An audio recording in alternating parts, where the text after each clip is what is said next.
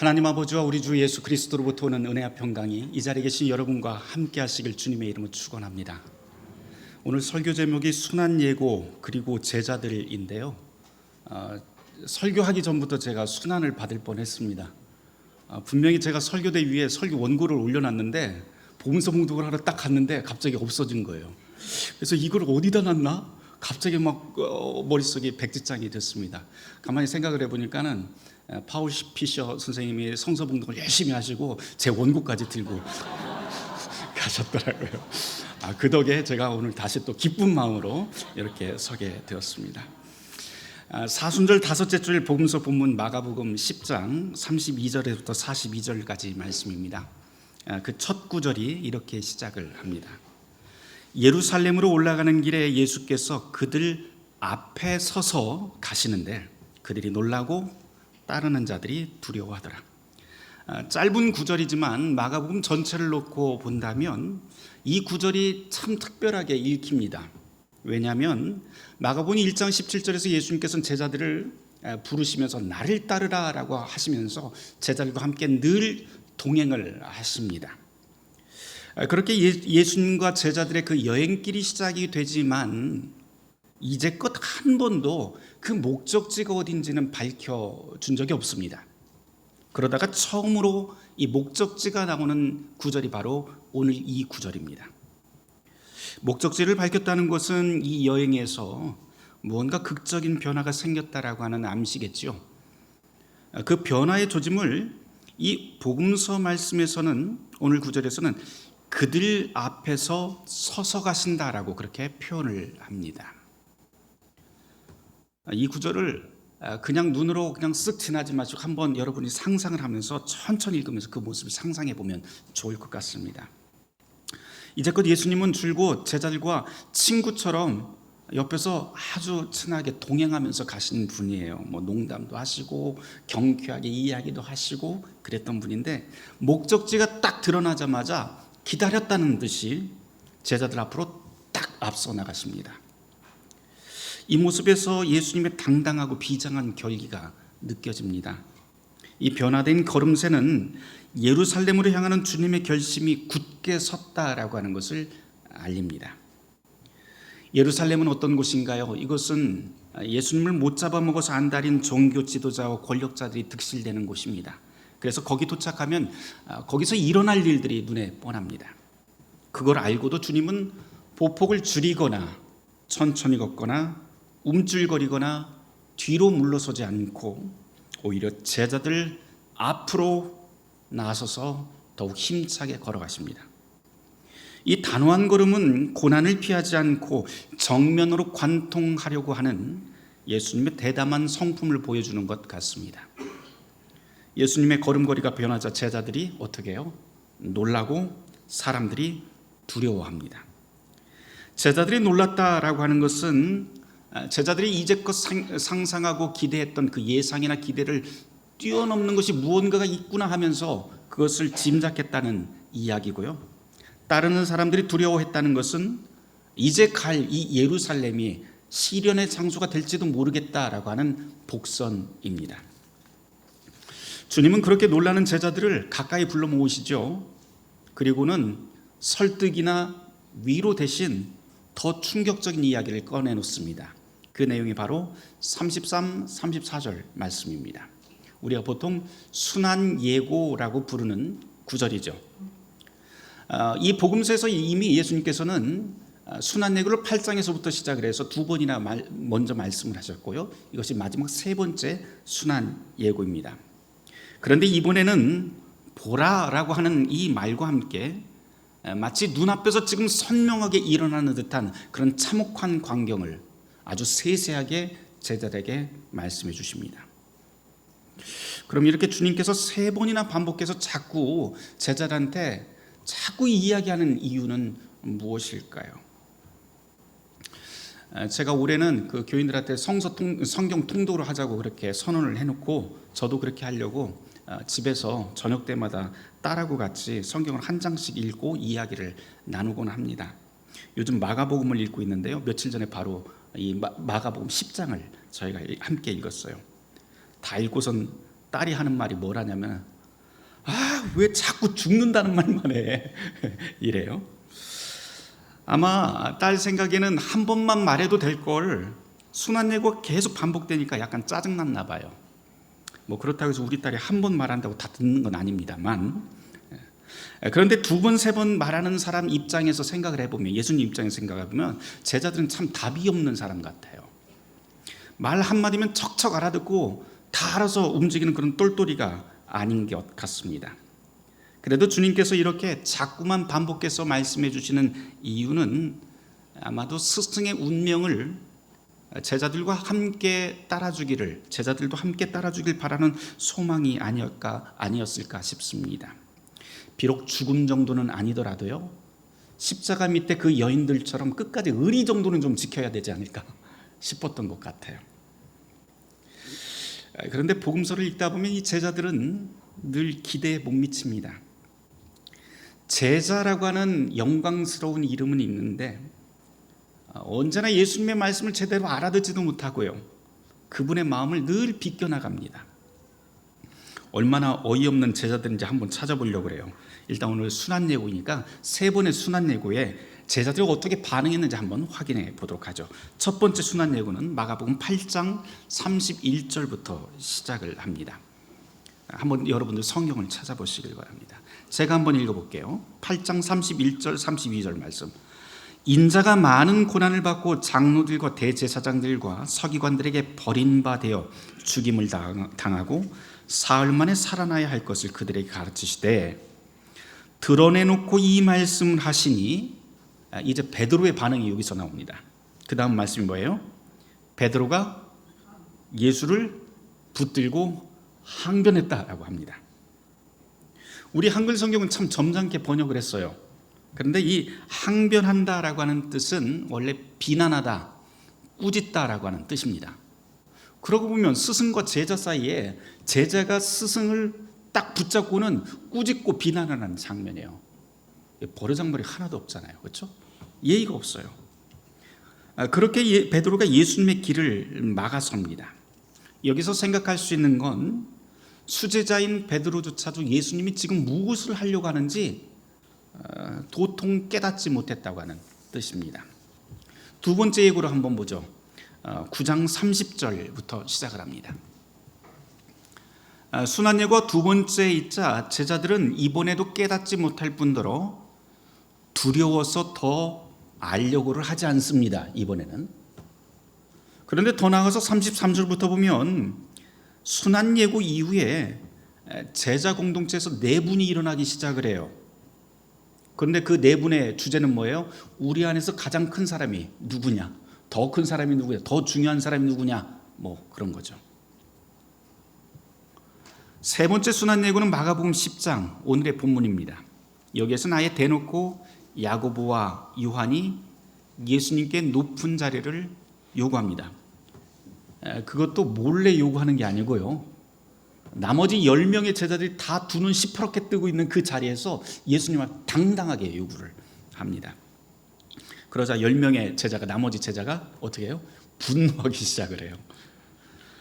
그러면서 서로 다투기 시작을 합니다. 이 상황을 놓고 보면, 가만 생각해보면 이 12명의 제자는요, 말만 제자지 의리도 없고 눈치도 없어요.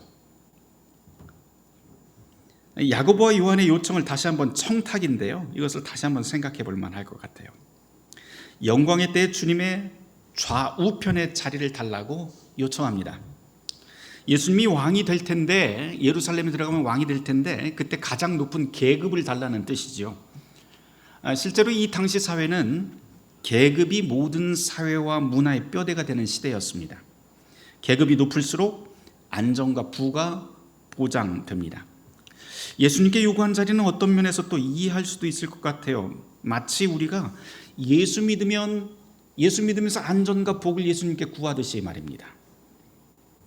사람들은 그런 계급 사회가 세상을 좀 더 견고하고 안전하며 활력 있게 만든다고 믿곤 합니다. 높은 지위에 오르려면 남들보다도 더 성실히, 그리고 더 열심히 살아야 하기 때문에 그렇게 성실한 사람들이 가득한 사회가 사실은 지속 가능한 사회라고 사람들은 믿는 경향이 있습니다. 하지만 예수님은 좀 다른 말씀을 해주십니다. 예수님께서는 거듭해서 그런 사회, 그런 생활 방식, 경쟁하고 군림하는 삶의 방식을 역행하라고 가르칩니다. 이미 그렇게 말씀하셨죠. 마가복음 9장 35절에서 주님은 이렇게 말씀합니다. 누구든지 첫째가 되고자 하면 끝사람이 되어야 하고 무사람을 섬기는 사람이 되어야 한다. 심지어 예수님께서는 마가복음 3장 37절에선 사회적으로 전혀 존재감이 없는 어린아이들을 바로 당신 자신과 똑같이 동일시하면서 제자들에게 가르칩니다. 예수님은 야고보와 요한이 기다리는 그런 힘센 왕이 아니라 오히려 그 반대로 힘센 자들에게 희생당하는 존재라는 것을 계속 거듭 밝힙니다. 예수님은 이 말씀을 하시면서 제자들도 그런 삶을 살길 바라시는 것이죠. 그런데 야고보와 요한은 어떻게 반응하나요? 이들은 단 한 번도 예수를 만나지 못한 사람, 단 한 번도 예수의 가르침을 들어보지 못한 사람처럼 그렇게 행동합니다. 두 사람뿐만 아니죠. 예수님 곁에서 고락을 나누던 나머지 제자들도 서로에겐 라이벌 의식을 품고 서열을 다투면서 분을 내며 분열합니다. 제자들의 이 서열 다툼이 갈릴리에서부터 예루살렘으로 가는 길 위에서 벌어졌다라고 하는 것을 좀 주목해 볼 만할 것 같아요. 지금 이 길은 사실 로마 군대가 지중해 지역을 점령하면서 닦아놓은 길입니다. 이 길은 힘없는 나라를 제압하고 반란군을 진압하는 군대, 그리고 이들을 먹여 살릴 군수물자가 움직이는 길입니다. 그러니까 이 길은, 지금 예수님과 제자들이 서 있는 이 길은 약한 사람들을 밟고 감시하고 통제하는 제국의 혈관 같은 길입니다. 이 길 위에서 예수님의 제자들이 하나님 나라의 방식을 논하는 것이 아니라 제국의 방식에 따라 더 높은 자리를 두고 싸웁니다. 하나님 나라를 만들겠다고 하는 사람들이 그러고 있어요. 그러니 이것은 지독한 아이러니입니다. 오늘의 교회라고 다를까요? 교회 지도자들이 보라색과 붉은색 셔츠를 즐겨 입는 걸 여러분들이 잘 아실 겁니다. 총회장, 감독, 주교, 추기경처럼 고위 성직자를 상징하는 그 색깔이 바로 보라색 또는 붉은색, 진홍색이죠. 그런데 원래 그 보라색의 뜻은 자기를 지도자로 세운 이 교회에 문제가 생기면 누구보다도 먼저 나서서 내가 고난받겠다라고 하는 표식이고요. 진홍색은 교회에 문제가 생기면 내가 제일 먼저 순교자가 되겠다라고 하는 신앙 고백의 표식입니다. 그런데 이 옷을 입은 사람들이 교회를 위한 고난과 순교 대신 교회 위에 군림하는 사람으로 변하는 걸 우리는 종종 봅니다. 주님의 선택, 교회의 선택을 특권으로 착각하는 것이죠. 목사, 장로, 권사도 계급으로 이해하는 사람들이 있습니다. 어떤 경우엔 직분자들이 교회 안에서 희생 없이 군림하고 교회 밖에선 그 직분을 가지고 사업수단으로 삼는 경우도 있습니다. 이 모든 일들은 제자의 이름은 있지만 여전히 제국의 방식대로 살아가는 우리의 현실입니다. 지도자들만 그럴까요? 많은 사람들이 교회를 찾았다가 떠납니다. 무언가를 찾다가 또는 내 삶이 더 나아지기를 바라는 마음으로 교회를 찾습니다. 우리 모두 다 그렇죠. 그러다가 예배를 중단하고 교인들과 그동안 함께 나누던 교인들과 소식을 끊고 심지어는 신앙의 길에서 떠나기도 합니다. 이유를 들어보면 여러 가지입니다. 열정을 가지고 모든 일에 참여를 했어요. 하지만 그렇게 6개월이 지나도 달라지는 게 교회에서는 보이지 않고 월요일 아침이 되면 잠에서 깨면 늘 그렇듯 항상 똑같이 우울하고 배우자와 다투던 일도 교회 다닌다고 적어지거나 나아지지 않습니다. 아이들과 매주 주일학교에 오지만 예나 지금이나 지독하게도 아이들은 말을 잘 안 들어요. 최선을 다해서 하나님께 승진을 구하는 기도를 해도 하나님은 여전히 응답이 없고요. 삶의 질도 교회 다닌다고 해서 나아지지 않아요.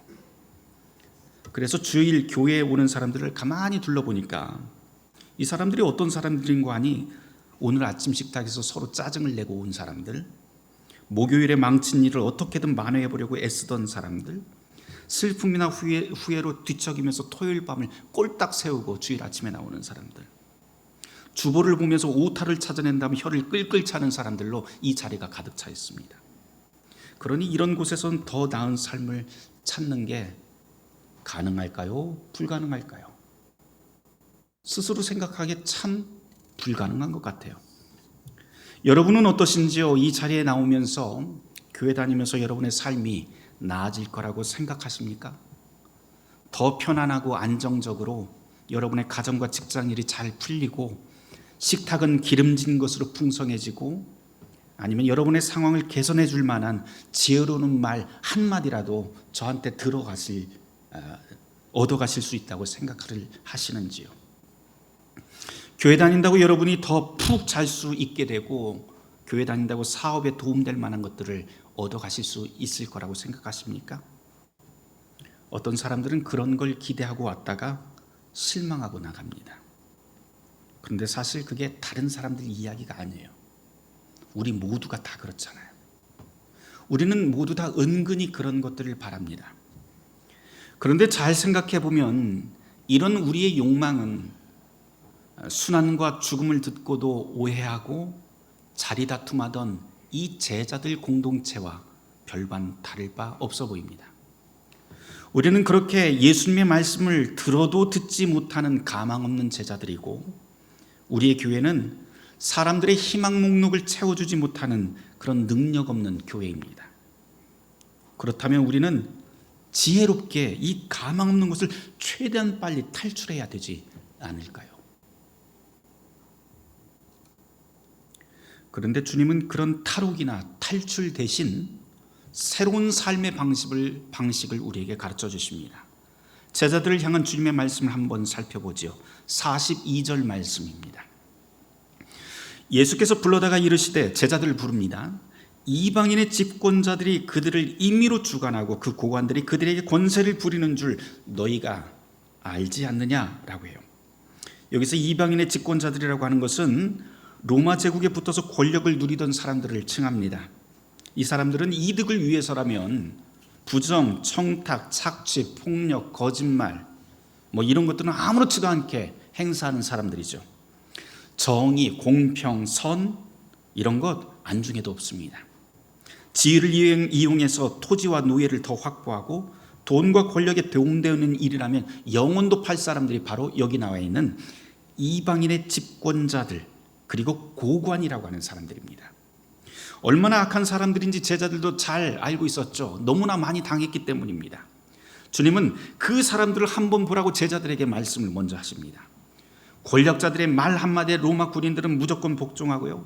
통치자의 엄지손가락 하나로 한 사람의 생명이 그냥 좌우됩니다. 무고해도 죽고 죄를 지어도 죽고 그냥 손가락 하나에 말입니다. 억울하든 아니든 불의하든 아니든 합리적이든 아니든 그런 것들은 아무 상관이 없는 세계에서 살아갑니다. 이게 바로 세상에서 힘이 있다는 사람, 부와 권력의 자리에 앉은 사람들의 능력입니다. 예수님은 지금 제자들에게 그 사람들을 한번 보라는 거예요. 그게 좋냐? 묻습니다. 제자들이 갸우뚱하겠죠. 어떤 사람은 바라는 사람도 있을 테고 글쎄요 하는 사람도 있을 것 같습니다. 그렇게 제자들이 모두 갸우뚱할 만한 시간이 되자 예수님은 중요한 말씀을 꺼냅니다. 43절 상반절 말씀. 너희 중에는 그렇지 않을 것이다. 무슨 뜻이에요? 다른 사람들은 다 그렇게 되길 바라더라도 그걸 큰 사람, 위대한 사람, 성공한 사람이라고 부러워하더라도 너희들은 다른 생각을 가져야 한다라고 하는 말씀입니다. 그럼 어떤 기준을 가져야 될까요? 주님의 말씀은 계속 이어집니다. 43, 44절 말씀 같이 읽어보도록 할까요? 시작. 너희 중에 누구든지 크고자 하는 자는 너희를 섬기는 자가 되고 너희 중에 누구든지 으뜸이 되고자 하는 자는 모든 사람의 종이 되어야 하리라. 간혹 이 말씀을 두고 이렇게 생각하는 분들이 있습니다. 다른 사람에게 인정받고 성공적인 지위에 오르려면 잠시라도 봉사의 삶을 살아야 된다라고 말입니다. 그렇게 봉사를 열심히 하는 모습을 사람들에게 보이면 나중에 대해서 때가 되면 사람들이 칭찬하면서 높은 자리로 올려 세울 것이라는 거지요. 성공 방정식이에요, 이게. 그런데 선거철만 되면 바로 이런 공식을 이용하는 사람들이 여기저기서 출현합니다. 요즘 그런 사람 되게 많이 보이더라고요. 그래, 좋아, 내가 잠깐 봉사할게. 대신에 나중에 그 자리는 내 거야 라고 하는 거죠. 주님이 그런 성공 방정식을 지금 제자들에게 가르치는 걸까요? 아니에요. 그렇지 않습니다. 주님께서 이렇게 제자들에게 말씀해 주시는 그 의도는 우리의 온 삶이 섬김이 되어야 된다라고 하는 겁니다. 마태복음 6장에서 주님은 오른손이 하는 일을 왼손이 모르게 하라라고 그렇게 말씀을 하셨고, 종교학자 루터는 누군가를 도우려거든 대가가 돌아오지 않는 곳을 향하라라고 그렇게 가르칩니다. 대가를 바라는 섬김, 대가를 계획한 자선, 그런 것들은 그 공로가 땅에 쌓입니다. 그러나 대가가 없는 섬김, 대가를 바라지 않는 자선은 주님이 보답해 주십니다. 이것이 바로 주님의 말씀입니다. 그리스도인이라면 바로 이런 자세로 살아야 된다는 것이지요. 하지만 우리는 늘 로마의 길, 제국의 방식에 익숙하고 그것을 선호합니다. 유명해지는 것, 큰 것, 더 많이 소유하는 것, 높아지는 것, 주인이 되는 것. 이와 달리 예수님께서 제시하는 삶의 방식은 다르지요. 주님은 이름이 없어지는 것, 낮아지는 것, 나누는 것, 고난받는 것, 종이 되는 것, 죽는 것, 이것을 가르칩니다. 예컨대 주님께서는 마가복음 8장에서부터 이 말씀을 하시면서 어린 아이를 대하는 자세, 작은 자들과 관계하는 태도, 결혼과 이혼, 그리고 부에 대한 태도를 주님이 말씀을 해주시는데, 이 모든 이야기들은 바로 제국의 방식을 거스르는 낯선 것들입니다. 예수님의 이 모든 삶의 자세를 이렇게 요약해 주시는데 45절 말씀입니다. 인자가 온 것은 섬김을 받으려 함이 아니라 도리어 섬기려 하고 자기 목숨을 많은 사람의 대속물로 주려 함이니라. 예수님의 의도가 분명하죠. 하나님의 아들조차도 섬김받을 권리를 내려놓고 섬기는 길을 가는데 하물며 너희일까 보냐라고 하는 겁니다. 여기서 주님은 자기 목숨을 많은 사람의 대속물로 주려 한다라고 말씀을 하세요. 여기서 대속물이라고 하는 것은 몸값이죠. 노예나 죄수, 인질, 동물 또는 붙잡혀 있는 땅 같은 것, 이런 것들을 몸값으로 내놓는 것을 대속물이라고 말을 합니다. 그런데 예수님께서는 이 대속물의 대상이 누구냐면 많은 사람이라고 설명을 합니다. 그럼 이 많은 사람이 도대체 누구일까요? 그건 다름 아니라 오늘 이 문맥 속에서는 가망 없는 제자들을 뜻합니다. 오해하고 싸우고 불평하는 사람들, 예수님의 말씀에 도통 관심 없는 오늘 우리 모두를 가리킵니다. 그게 바로 많은 사람들이에요. 주님께서는 바로 제자들과 오늘 이 자리에 있는 우리들을 살리기 위해서 대속물로 주려고 목숨을 내놓으십니다. 우리는 언제라도 주님을 떠날 채비를 하지만 주님은 우리를 모두를 위해서 끝까지 인내하며 그 자리를 지키십니다. 그분의 인내가 얼마나 능력이 있냐면요, 성경을 읽어보면 세리를 제자로 만들어요. 죄인을 의인으로 만듭니다. 죽음을 생명으로 만들고 어둠을 빛으로 만드는 것이 바로 주님의 인내, 주님의 기다림입니다. 이것이 바로 십자가에서 부활하신 주님의 능력이지요. 다만 우리가 지금 해야 할 일은 우리의 몸과 마음을 그분께 돌려 세우는 일입니다. 오늘은 교회력으로 사순절 5째 주일인데요, 라틴어로 유디카라고 하는 별칭이 붙은 주일입니다. 오늘 피셔 선생님께서 성서 봉독하면서 맨 앞에 유디카라고 하는 말을 하셨는데 들으셨는지 모르겠습니다. 유디카 주일인데요, 유디카라고 하는 말은 주님이 판단하신다라고 하는 뜻입니다. 그래서 사순절 다섯째 주일이 되면 늘 묵상하는 주제 중에 하나가 주님의 심판입니다. 가망 없는 우리를 주님께서 심판하시기 때문에 우리의 죄, 우리가 어떻게 하나님 앞에 얼마나 가망 없는 사람인지 돌아보는 것을 묵상하곤 합니다. 그런데 동시에 이 유디카 주일에 또 한 가지 묵상하는 것은 그렇게 가망 없는 우리에게 몸값을 지불하고 끝까지 인내하며 기다리시는 주님의 자비를 함께 묵상합니다. 말씀을 맺습니다. 예루살렘으로 가시는 주님은 제자를 기꺼이 기다려주고 그들을 섬깁니다.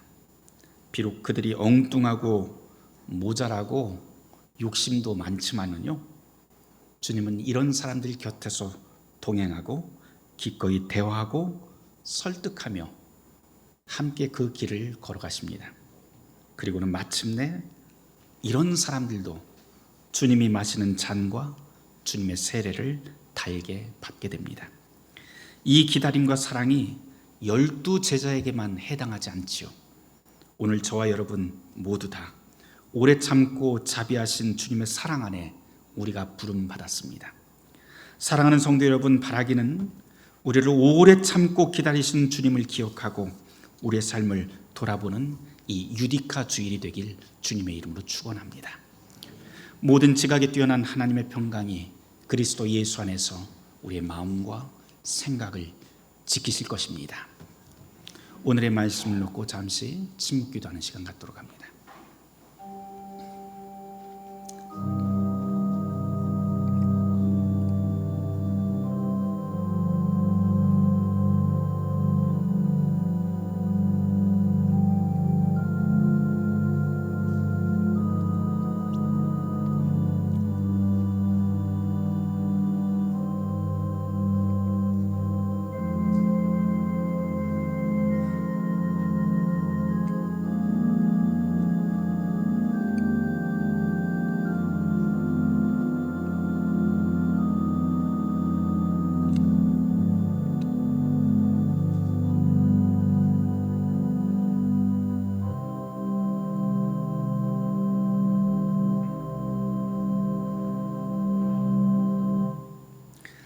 주님의 자비가 우리 가운데 있습니다.